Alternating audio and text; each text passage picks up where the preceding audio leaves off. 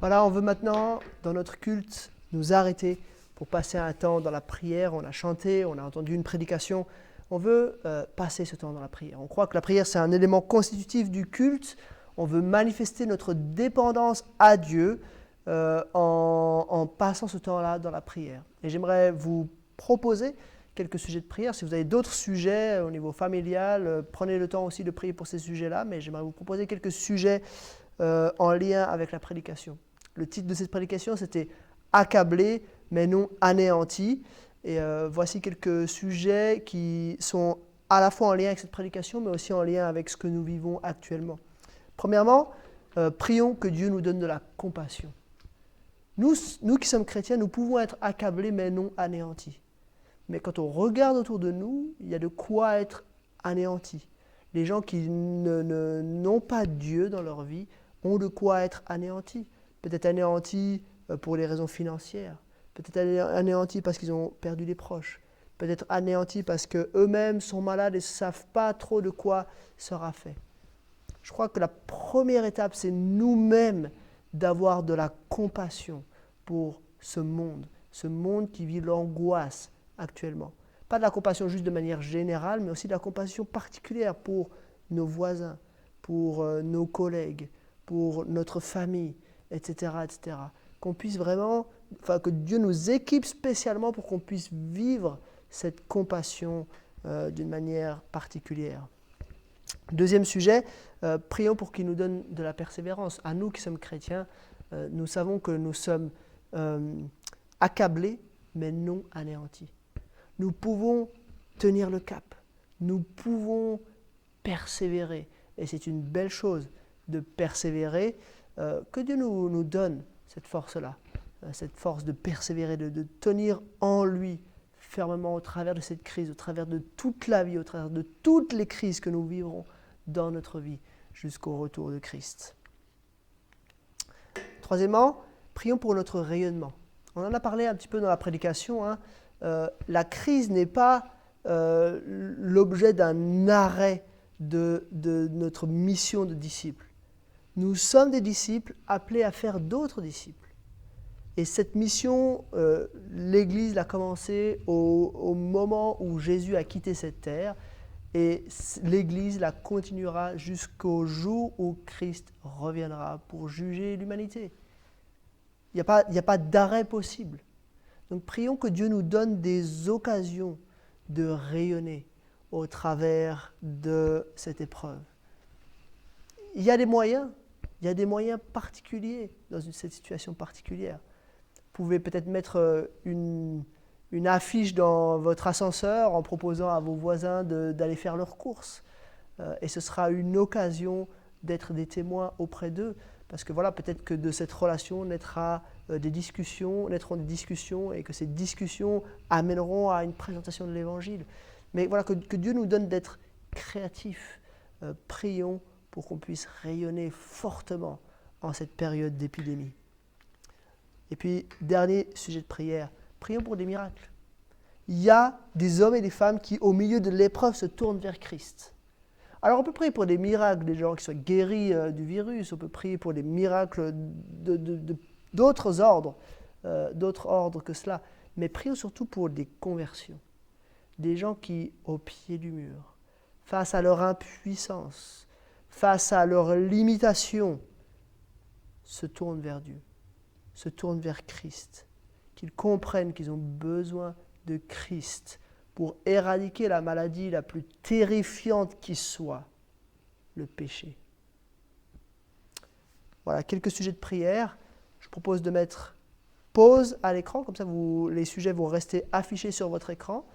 Prenez bien le temps de prier les uns et les autres. C'est vraiment, je l'ai déjà dit, mais une occasion vraiment de vous entraîner, de nous entraîner à prier à haute voix en tant qu'Église. Et on peut là s'édifier en tant qu'Église malgré le virus. Et puis, ensuite, vous pouvez mettre pause et puis moi je vais juste me taire quelques minutes. Puis ensuite, quand vous remettrez play, je reviendrai pour un temps d'annonce. À tout de suite.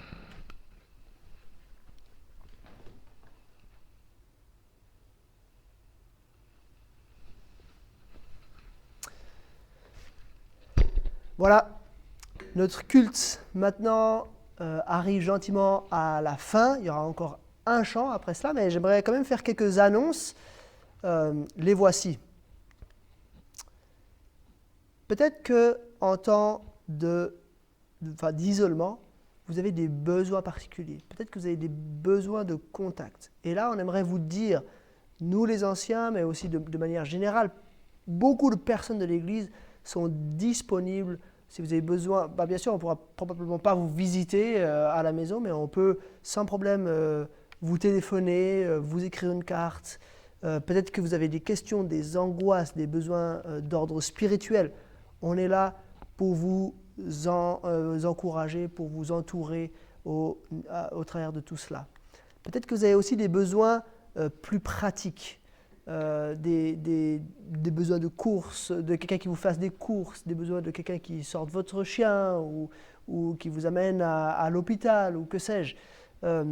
Dans ces deux cas-là, si vous avez besoin de contact ou si vous avez des besoins pratiques, je vous laisse juste quelques coordonnées ici. Elles sont affichées à l'écran, je les lis.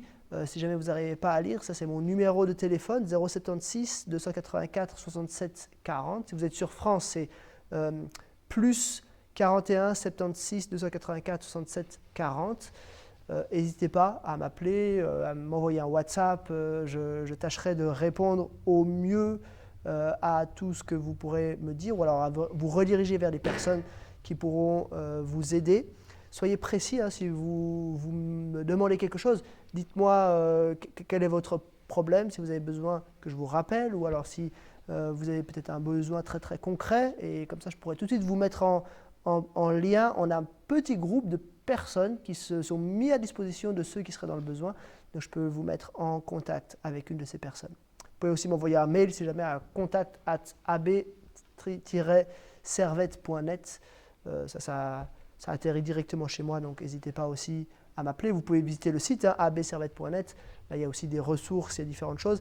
Et si vous voulez recevoir les infos de l'Église, les mails de l'Église, vous pouvez aussi me contacter pour me demander de vous ajouter à la mailing list. J'envoie régulièrement des annonces par mail, donc vraiment, sentez-vous libre de me communiquer cela. Maintenant, une dernière annonce, question de libéralité. On est dans un temps particulier où on n'est pas les uns avec les autres et voilà, on ne sait pas trop ce que ça va donner au niveau de la libéralité, au niveau financier. Bien sûr, la plupart de nos frais en fait continuent. On continue de payer un loyer pour cette salle, on continue de soutenir des missionnaires. Bien sûr, il y a quelques activités qui se sont arrêtées, donc il y a quelques frais en moins, mais la plupart des frais restent. Et voilà, on veut aussi vous dire que en cette période particulière de crise, on a besoin de chacun, on a besoin de vous pour nous aider à ce niveau-là. Et du coup, je vous ai mis là les coordonnées bancaires, le CCP, le l'IBAN de l'Église. Peut-être vous êtes déjà des donateurs réguliers et je vous remercie. On veut vraiment remercier toutes les personnes qui sont des donateurs réguliers de notre Église. C'est nécessaire, c'est un privilège, c'est une joie de savoir qu'on est les uns avec les autres dans des activités, mais aussi sur ce plan-là.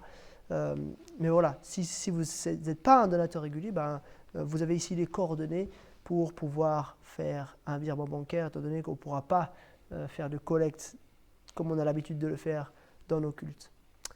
Voilà, avec ces mots, on arrive à la fin de notre culte. Il y a encore un chant et puis ce sera terminé. J'aimerais peut-être encore prier pour finir et ensuite je vous dirai au revoir. Seigneur, je te remercie pour ce temps de culte. Je te remercie pour mes frères et sœurs éparpillés au loin qui veulent passer ce temps dans l'adoration. Je te prie de te glorifier au milieu de cette période d'épidémie. Que ton Église soit affermie, qu'elle grandisse, qu'elle se fortifie malgré peut-être des difficultés apparentes. Je te demande ça pour ta gloire et dans le nom de Jésus-Christ. Amen.